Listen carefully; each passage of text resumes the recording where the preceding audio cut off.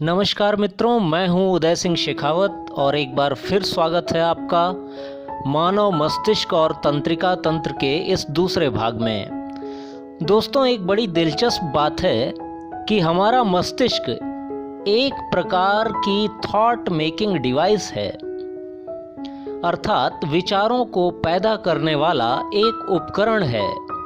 यदि वैज्ञानिकों की माने तो यह कभी विचारों से खाली नहीं रहता और लगातार विचारों की एक श्रृंखला बनाता रहता है। यह इस काम में हर समय इतनी ऊर्जा खर्च करता रहता है जिससे कि 9 वाट का बल्ब 24 घंटे जलाया जा सके।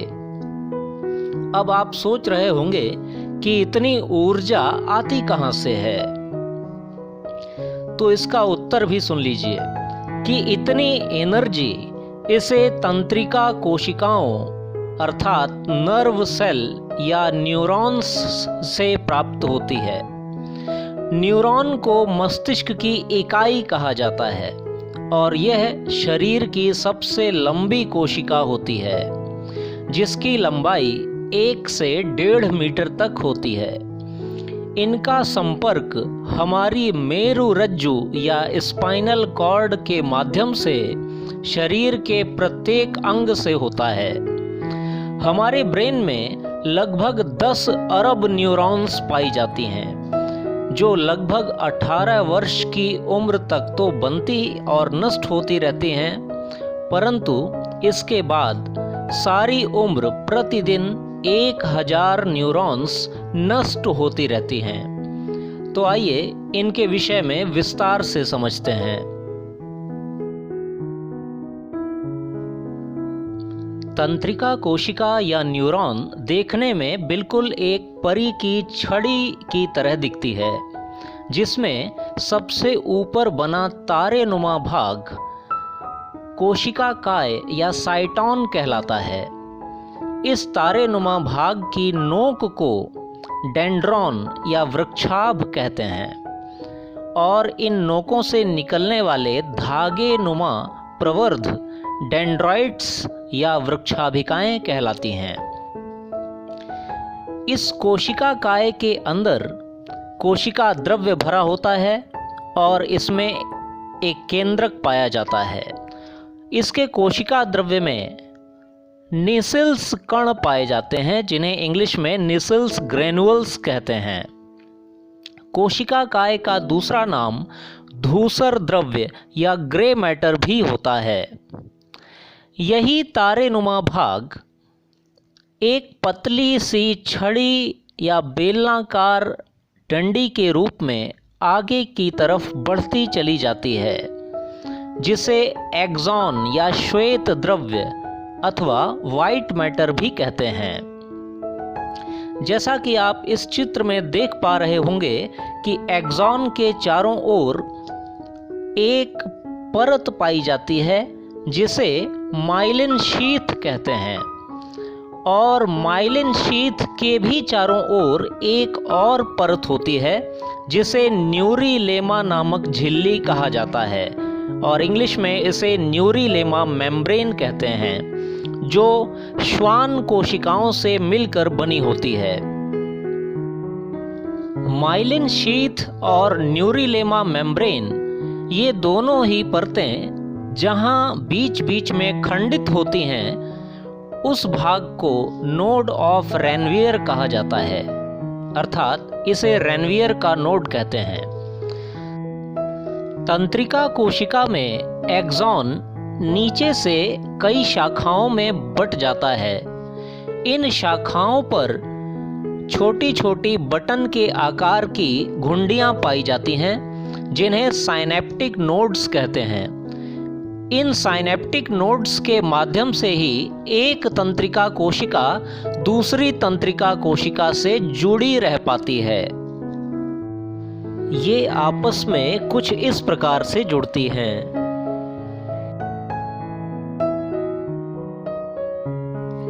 मनुष्य में 12 जोड़ी कपाल तंत्रिकाएं होती हैं, जिन्हें क्रैनियल नर्व्स भी कहते हैं, एवं 31 जोड़ी मेरु तंत्रिकाएं पाई जाती हैं, जिन्हें स्पाइनल नर्व्स कहा जाता है।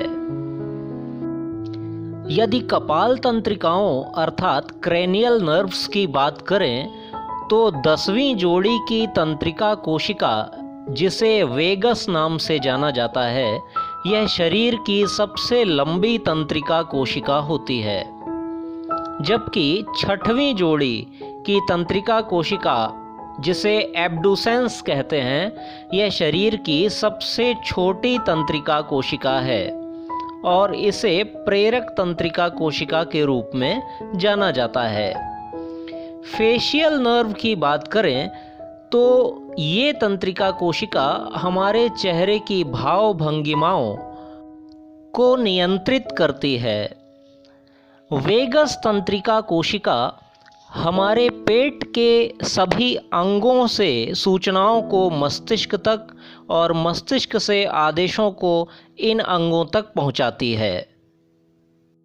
याद रखिए, फेशियल नर्व 7वीं जोड़ी की तंत्रिका कोशिका होती है। अब बात करते हैं मेरु तंत्रिकाओं या स्पाइनल नर्व्स की। जैसा कि मैंने बताया कि ये हमारे शरीर में 31 जोड़ी होती हैं, जिनमें 8 जोड़ी तंत्रिकाएं सर्वाइकल तंत्रिकाएं अर्थात गर्दन की तंत्रिकाएं कहलाती हैं और 12 जोड़ी थोरैसिक नर्व्स कहलाती हैं, जो वक्ष के भीतर पाए जाने वाले हृदय, फेफड़ों आदि को नियंत्रित करती हैं, तथा 5 जोड़ी तंत्रिकाएं L1 से L5 तक कमर के भाग को नियंत्रित करती हैं। इसके बाद 5 जोड़ी सैक्रल नर्व्स, जो कि S1 से S5 तक होती हैं, ये हमारे कूल्हे के भाग को नियंत्रित करती हैं।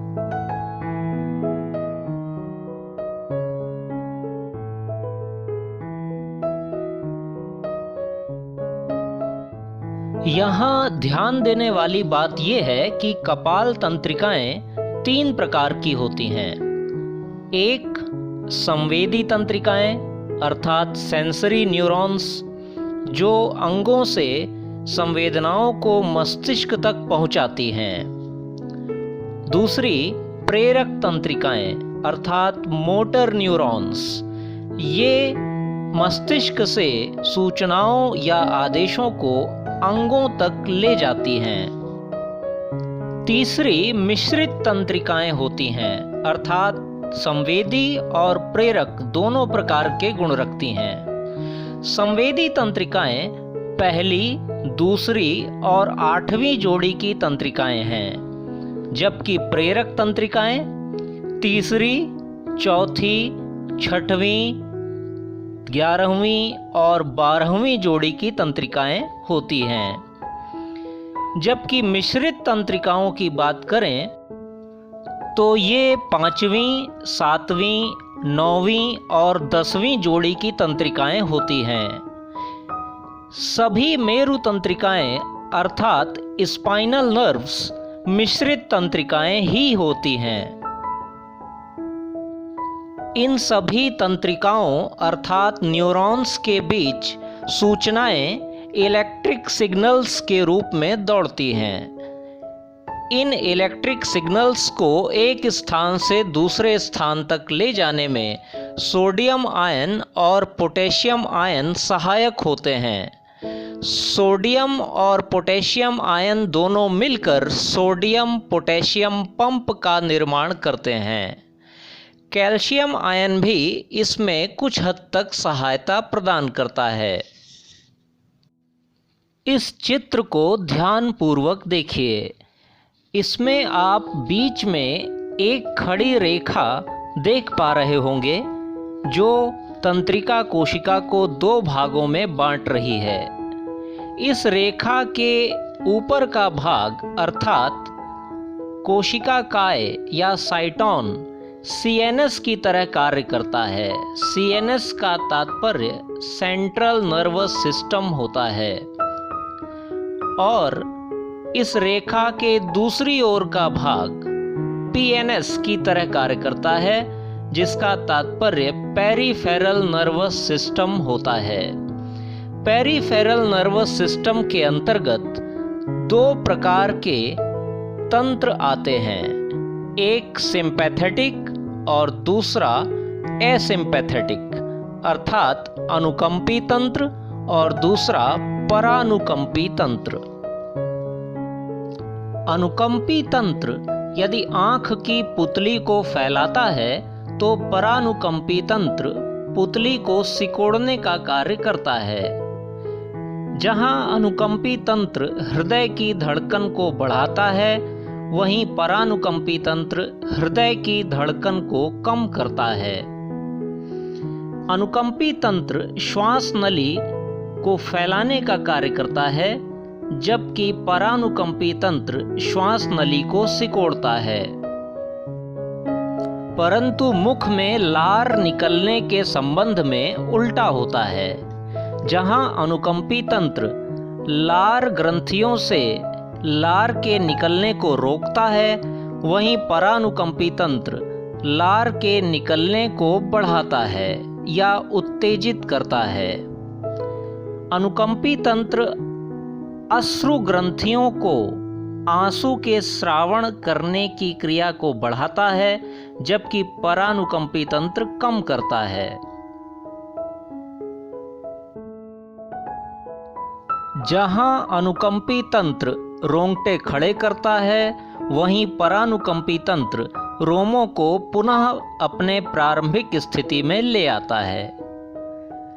अनुकंपी तंत्र आपातकाल तथा तनाव की स्थितियों में कार्य करता है और परानुकंपी तंत्र शांति तथा विश्राम की स्थितियों में कार्यरत रहता है। आइए अब चर्चा करते हैं रिफ्लेक्स एक्शंस की। इन्हें हिंदी में प्रतिवर्ती क्रियाएं भी कहते हैं। ये दो प्रकार की होती हैं, अबंधित प्रतिवर्ती क्रिया अर्थात अनकंडीशनड रिफ्लेक्स एक्शंस और दूसरी प्रतिबंधित प्रतिवर्ती क्रिया अर्थात कंडीशनड रिफ्लेक्स एक्शंस। प्रतिवर्ती क्रियाएं उन्हें कहते हैं जो बाहर के वातावरण या परिवेश के द्वारा हमारे शरीर को उत्तेजित किए जाने पर हमारे शरीर द्वारा प्रतिक्रिया स्वरूप की जाती हैं। जैसे कि अबंधित प्रतिवर्ती क्रिया एक जन्मजात क्रिया होती है जो प्रत्येक व्यक्ति को जन्म से ही आती है और इन पर मेरु तंत्रिकाओं का अर्थात मेरु रज्जु या स्पाइनल कॉर्ड का ही नियंत्रण होता है, जबकि प्रतिबंधित प्रतिवर्ती क्रिया मतलब कंडीशनड रिफ्लेक्स एक्शंस ऐसी क्रियाएं होती हैं जो हमें जन्म से नहीं आती अर्थात अभ्यास से आती हैं। इन क्रियाओं पर अभ्यास करने के दौरान मस्तिष्क का नियंत्रण होता है, जबकि सीख जाने पर अर्थात अभ्यास हो जाने पर मेरुरज्जु या स्पाइनल कॉर्ड का नियंत्रण हो जाता है। जैसे कि सांप को देखकर डर कर भागना अथवा किसी स्वादिष्ट वस्तु को देखकर मुंह में पानी आना, ये अबंधित प्रतिवर्ती क्रिया का उदाहरण है।